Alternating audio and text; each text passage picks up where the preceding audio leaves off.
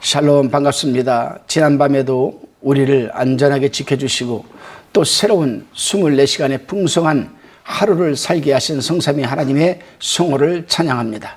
오늘은 이사야서 5장 1절로 30절의 말씀을 가지고 분별력이 있는 산과 판단이라는 주제로 묵상한 것을 나누어 봅니다. 여러분, 제가 높아심에서 말씀을 드리는 것이지만은 일단은 우리가 이 강의 큐티, 요약 큐티죠. 강의 요약 큐티를 우리가 듣기 전에 먼저 여러분 그 성경 본문을 한번 읽고 5장, 그러면은 이사야서 5장을 한번 읽은 다음에 말씀을 들으면은 더욱 이해와 은혜가 되는 줄로 믿습니다. 포도는 이스라엘 나라의 대표적인 농산물입니다. 이스라엘에는 3대 실과가 있습니다. 포도, 무화과, 감람. 그 중에 제일 으뜸이 바로 여러분 이 포도입니다. 또한 포도는 구약 성경에서는 선민을 여러분 말하고 시편 80장 8절에 나옵니다. 신약에서는 요한복음 15장 2절로 5절에서 성도들을 비유합니다. 물론 이스라엘 백성들이 포도를 재배하는 이유와 목적은 오직 열매를 얻고자 하는 것인데, 먹지 못하는 이 들포도를 맺히게 되면 가차없이 그들은 그 들포도를 버려버리고 맙니다. 자, 이렇게 생각을 하고 본문 1절로 7절까지의 묵상한 것을 우리가 살펴봅니다.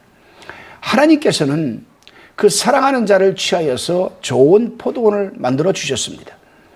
온갖 시설을 설비해 주시고 좋은 포도 맺기를 바랬더니 먹지 못할 들포도, 즉 신포도를 맺었다라고 지금 탄식하고 계십니다.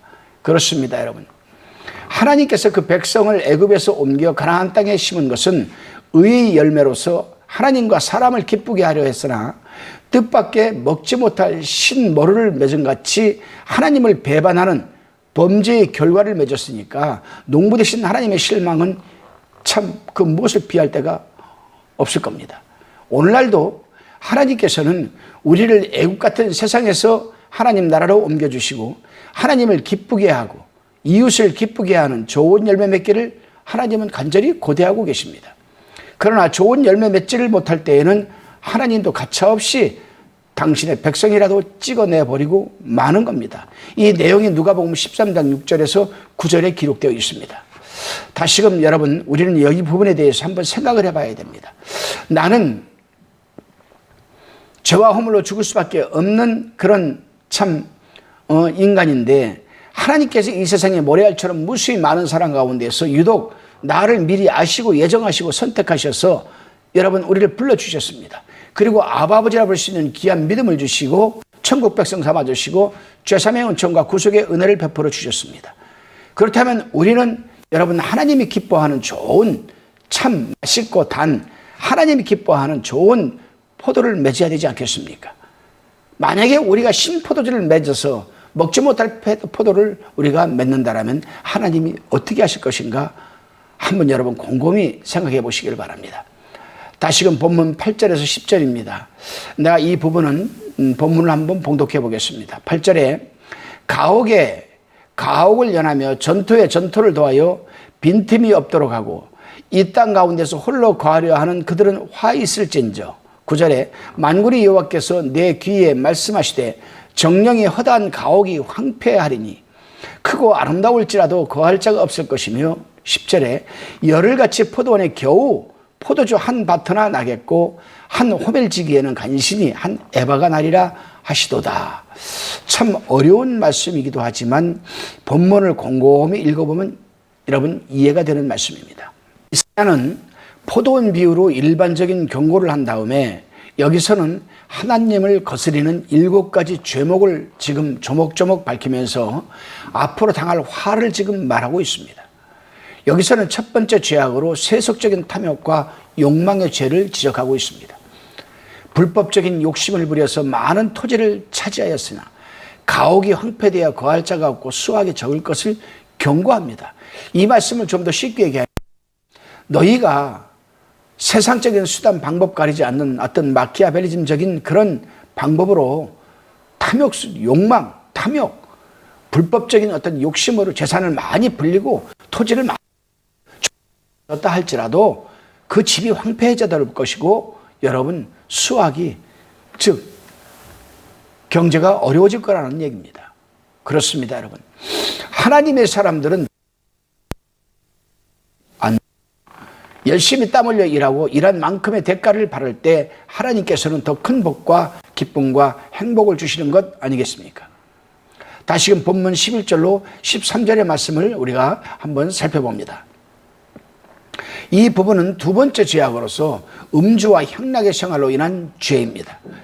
아침부터 밤이 깊도록 음주로 방탕하며 하나님께 찬양할 악기를 주흥을 돋는 데 사용함으로써 그 결과는 포도와 기근뿐이라고 지금 경고하고 있습니다. 포로와 기근. 그렇죠. 세상 역사를 살펴봐도 여러분 음주하고 방탕하고 그렇게 살아온 사람은 여러분 결국에는 끝내는 여러분 멸망하고 마는 것 아니겠습니까? 세상 역사가 우리에게 말해주고 있습니다. 그렇습니다. 하나님의 백성으로 하나님께서 주신 은사와 달란트와 재능, 하나님의 영광을 위해서 사용하지 않고 세상적인 유흥과 방탕의 도구로 사용되어진다면 그 사람은 분명 세상에 포로로 붙들리고 어려운 살림살이를 맞이하게 된다라고 합니다. 제가 아는 한 분입니다. 참 기타도 잘 치고 찬양도 노래도 잘하시는 분이죠. 그 사람이 과거에 이 무교동에서 밤무대에서 기타를 치고 노래를 하고 했던 사람입니다. 참 화려했던 삶을 살았던 사람이죠. 인기도 좋았습니다. 돈도 많이 벌었습니다. 그런데 그 사람이 결국엔 나이가 60이 넘고 70이 가까우니 주변에 아무도 없는 겁니다. 아내도 없고 가족도 없고 친구들로 버림받고 결국엔 폐병이 들어서 그제서야 여러분 교회를 나가서 예수를 영접했습니다. 예수를 영접한 지 3일 만에 여러분 하나님 곁으로 가고 말았습니다. 우리는 세상 역사에서 이러한 일들을 비일비재하게 우리는 지켜봐 왔습니다. 여러분, 우리는 정말 하나님께서 우리에게 주신 그 재능과 달란트와 여러분 그 재능을 하나님의 영광을 위해서 우리는 반드시 쓰임 받아야 합니다. 뿐만이겠습니까, 여러분? 우리의 건강, 시간, 재물, 그 모든 것, 가족까지도 하나님을 위해서 쓰임 받는다라면 하나님께서는 그 사람 더욱 하나님은 크게 번성하게, 번창하게, 부흥되게, 부하게 해주실 것을 믿습니다. 역사가 증명해주고 있습니다. 다시금 본문 14절로 17절까지의 말씀을 우리가 나누어 봅니다. 이 부분은 이사야가 세 번째 죄악을 지목하는 말씀 내용입니다. 예루살렘에 대한 죄를 지적하고 있는데 예루살렘에 타락한 부유한 자들이 자신들의 죄값으로 많은 사람들이 죽을 것과 하나님의 공의를 지금 말하고 있습니다. 이게 뭔 얘기입니까, 여러분?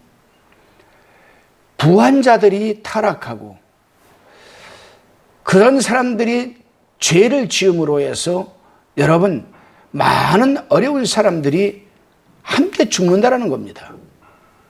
그러면서 하나님의 공의를 지금 말하고 있습니다. 다시 이어서 우리가 18절로 24절까지 한번 살펴봅니다. 이 부분은 네 번째 죄를 지적하는 것인데 정치가들의 죄악을 지적합니다. 바로 이 부분이거든요. 아까 지금 14절에서 17절 부한 자들이 권세자들이 방탕하고 죄를 짓게 되면은 국민들이 어려워지고 국민들이 죽게 된다는 겁니다. 18절에서 24절까지도 이 정치가들의 죄악을 지금 지적하고 있죠. 이들은 진리에 대한 판단과 분별, 공의, 다 이런 사람들은 잃어버린 사람들 아니겠습니까? 도처의 죄악을 가지고 순행하고 하나님을 조롱하고 예언을 무시하는 자들 아니겠습니까? 심지어 정치가들 중에 믿는 자들도 그 불의에 합류해서 그렇게 떠내려가는 것을 우리는 종종 지켜보고 있습니다. 그렇습니다. 오늘날 하나님의 백성이면서도 진리에 대한 판단과 분별을 잃어버리고 방탕하며 세상을 살아가는 기준을 자기의 지식과 지혜 그리고 살아온 삶의 경험, 권세, 권력 이런 것을 앞세워 살아가는 사람은 하나님을 조롱하는 겁니다. 성경 말씀 즉 예언을 무시하는 사람들입니다. 이런 사람들에게 이사야는 분명히 화가 있을 것이라고 예언을 했고 또 그 예언한 대로 그대로 그 당시 정치인들은 다 포로로 붙들려가고 수많은 국민들이 여러분 죽음을 당하고 말았습니다. 우리는 이 부분을 굉장히 조심스럽게 생각해야 됩니다. 20절에 보게 되면 다섯 번째 죄악으로 여러분 도덕적 가치 판단에 여러분 이 부분을 지금 다루고 있습니다. 양심이 마비되고 진리와 도덕과 양심에 대한 판단력이 어두워져서 다른 사람에게까지 여러분 미로에 몰아넣는 자들이 있다라는 겁니다. 그렇죠.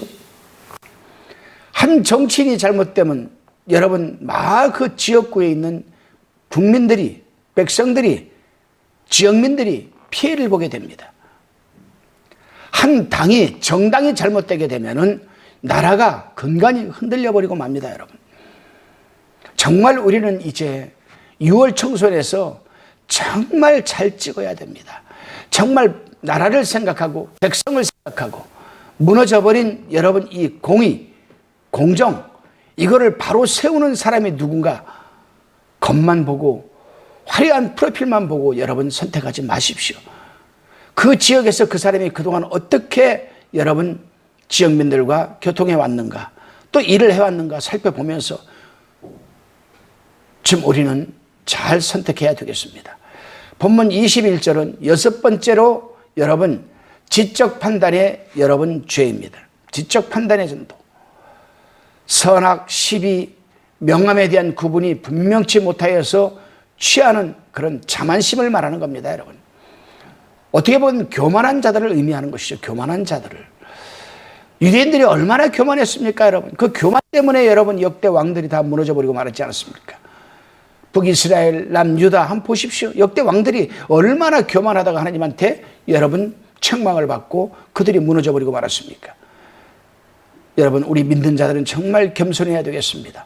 오늘 하루도 겸손한 하루가 여러분에게 영위되시기를 바랍니다. 다시금 22절로 24절을 일곱 번째 죄를 지적하고 있습니다. 이 죄는 그릇된 정치적 재판의 죄를 다루고 있습니다. 이들은 음주와 뇌물로 그릇된 재판을 합니다.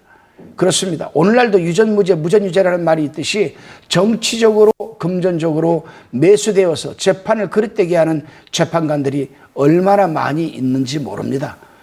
지금 현재 지금도 여러분 잘못된 대법관들이 있는 것을 우리는 잘 알고 있잖아요. 그렇습니다. 하나님의 사람들은, 아니 하나님의 사람이 아니라도 적어도 재판관이라면은 그 어떠한 온갖 유혹에서도 여러분 흑백 논리가 정확해야 되고 뇌물과는 거리를 두어야 되는 것 아니겠습니까? 그래야 나라가 바로 서고 질서가 회복되는 것 아니겠습니까? 다시금 본문 25절로 여러분 30절까지 내용을 살펴봅니다. 여기서는 바벨론의 침략이 있을 것을 지금 여러분 이사야가 이제 말하고 있습니다. 이러한 죄들 때문에 너희는 바벨론의 포로로 붙들려가서 많은 사람이 죽을 것이다. 물론 바벨론의 침략은 하나님께서 유다인을 징벌하기 위한 하나의 채찍입니다. 그렇습니다, 여러분. 성경을 읽다 보면 하나님께서 당신의 백성들을 징벌하시는 방법에 여러 가지 도구를 사용하고 계시는 것을 우리는 알 수가 있습니다. 질병, 경제적 어려움, 가족 이산, 전쟁 등 다양한 방법을 통해서 여러분 점진적으로 당신의 백성들을 징계하시는 하나님이십니다. 그렇기 때문에 이러한 하나님의 징벌을 피하기 위한 최선책은 회개하고 하나님께로 여러분 돌아가는 겁니다. 회개를 우리가 히브리어로 시오바라고 합니다. 시오바. 헬라어로 메타노이아라고 합니다.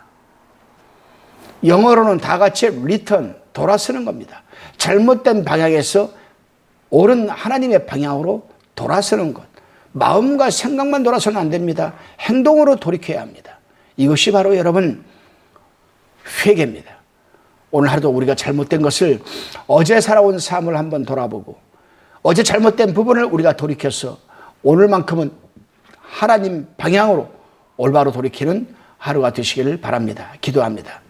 주님, 천국 가는 날까지 하나님께서 기뻐하시는 최고의 열매를 맺어가는 포도가지가 되게 하여 주시옵소서. 항상 흑백 논리에 그런 흑백 논리에서 백에 가까운 논리와 행함으로 살아가게 하여 주시고 하나님이 징벌보다는 상급을 바라보는 행복한 삶이 되게 하여 주옵소서. 감사드리옵고 예수님의 이름으로 기도하옵나이다. 아멘.